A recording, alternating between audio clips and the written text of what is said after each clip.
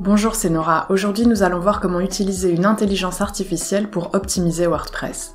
L'objectif, c'est de tirer le meilleur parti des IA pour gagner en efficacité, résoudre rapidement des problèmes techniques et améliorer les performances d'un site, tout en gagnant du temps et parfois en effectuant des tâches qui sont au-delà de vos compétences. La première façon d'utiliser une IA pour WordPress, ce sera de générer automatiquement des extraits optimisés pour le SEO ou le référencement. Je vais prendre un article sur mon site, donc je me rends dans tous les articles. Et ici, j'ai un article qui est déjà bien optimisé pour le référencement. Je vais le modifier. Et ici, si je me rends dans Rank Math, qui est l'extension de référencement que j'utilise, et modifier l'extrait, je peux voir un extrait ici que j'ai créé moi-même, ce qui ne m'a pas pris beaucoup de temps, mais si vous avez beaucoup d'articles et que vous publiez souvent, c'est plus facile de demander à une IA de le faire pour vous. Je peux donc simplement copier le contenu de mon article, et ensuite je vais utiliser ChatGPT. Ici, j'utilise la version gratuite parce que je sais que vous n'avez pas tous et toutes des comptes payants sur ChatGPT, et cette version gratuite devrait amplement suffire pour ce que je vais vous montrer dans cette vidéo. Je vais donc lui donner ma commande qui est toute simple, rédige une métadescription d'environ 160 caractères pour l'article ci-dessous et optimiser donc la métadescription pour le mot-clé comment tailler un olivier. Donc je donne à ChatGPT mon mot-clé comment tailler un olivier et le contenu de mon article qui est tout ceci. Je lance la commande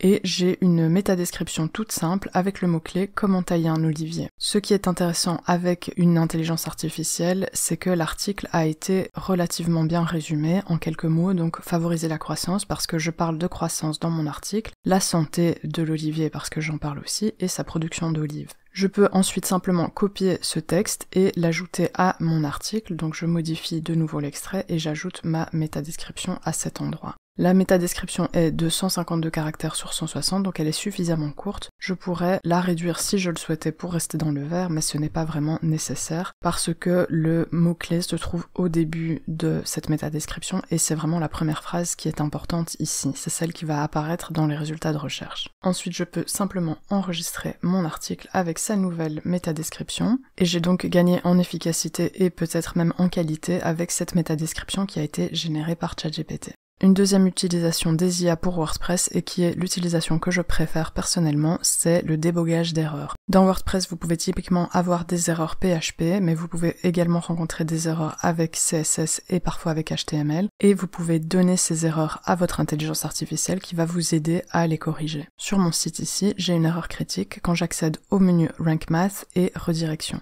Cette erreur apparaît donc dans ce menu et je la trouve ici. Il y a une erreur critique sur ce site, mais si je ne sais pas comment déboguer cette erreur critique, je peux simplement suivre le lien, mais je peux aussi donner ceci à ChatGPT. J'ai ouvert un nouveau chat et je vais donner le contexte de mon erreur à ChatGPT. Donc ma commande à ChatGPT est toute simple, je lui dis que je rencontre une erreur critique lorsque j'accède au menu Rank Math et Redirection, et ensuite je vais copier-coller mon erreur. Je peux lui demander simplement comment faire pour la corriger. Je lance ma commande et ensuite ChatGPT me répond avec quelques étapes pour essayer de corriger cette erreur. Ces étapes sont tout à fait correctes, donc si je n'avais pas ChatGPT aujourd'hui pour corriger cette erreur, c'est ceci que je ferais pour essayer de la corriger de mon côté. L'avantage d'utiliser une intelligence artificielle, c'est que vous pouvez résoudre vos erreurs plus rapidement qu'en consultant par exemple les forums de support de WordPress, mais vous pouvez évidemment toujours y accéder, ou en lisant toute une page de documentation sur le débogage de WordPress. Ici, je peux simplement suivre les étapes et a priori, j'arriverai à corriger mon erreur avec ces étapes-ci. Pour moi, cette utilisation des intelligences artificielles, donc pour corriger des erreurs, est vraiment une des plus utiles que vous pouvez en faire pour WordPress. Une autre façon d'utiliser une intelligence artificielle pour WordPress, ce sera d'accélérer la création de thèmes enfants et vous pouvez créer des thèmes enfants sur mesure. Donc dans Apparence et thèmes dans WordPress, j'utilise un thème enfant du thème GeneratePress et j'ai créé ce thème enfant en utilisant ChatGPT. Ici, je vous renvoie vers des vidéos que j'ai faites sur le sujet pour la création de thèmes enfants avec une intelligence artificielle. L'avantage d'utiliser une IA, c'est que vous pouvez créer du CSS personnalisé ou même du PHP personnalisé pour styliser votre thème enfant rapidement. Et les IA sont de plus en plus performantes pour créer ce genre de code. L'important de votre côté, ce sera d'être précis dans votre commande, donc de bien expliquer à votre IA ce que vous souhaitez réaliser avec votre thème enfant. Et si votre commande est bien contextualisée et suffisamment précise, vous aurez en général un retour de votre IA qui va vous donner un thème prêt à l'emploi.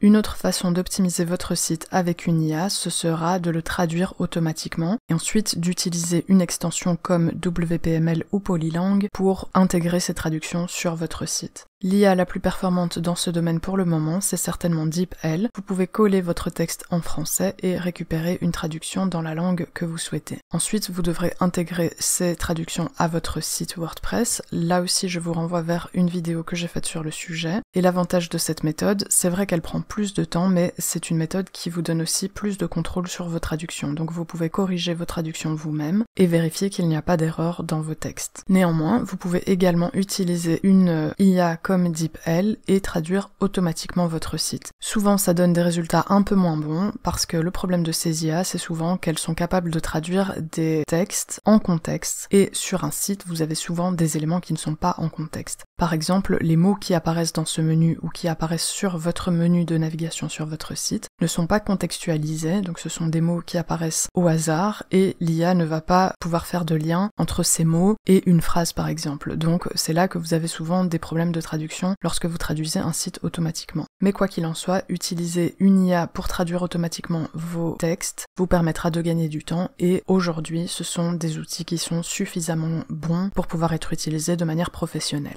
Et enfin, une dernière utilisation des IA que vous pouvez faire et qui est presque aussi utile que la correction d'erreurs, c'est identifier les failles de sécurité sur votre site. Par exemple, vous pourriez coller un rapport de sécurité dans votre IA et obtenir des recommandations claires sur les mesures immédiates que vous pouvez prendre pour protéger votre site. Sur mon site, j'utilise WordFence, donc je peux me rendre dans WordFence et Scan. Et ici, un peu plus bas, je peux voir le full log, donc le log entier de mon activité ou de l'activité du scan sur mon site. Ici, c'est assez long, mais je peux tout copier et donner ceci à ChatGPT. Ensuite, je vais lui donner une commande toute simple qui dit, en tenant compte de ce rapport, quelles mesures devrais-je prendre pour protéger mon site. Ici, le message est trop long. Si vous avez la version payante, vous pourrez lui donner l'ensemble de votre rapport de sécurité. Ici, je vais seulement réduire quelques lignes de mon rapport jusqu'à obtenir quelque chose qui passe dans ChatGPT.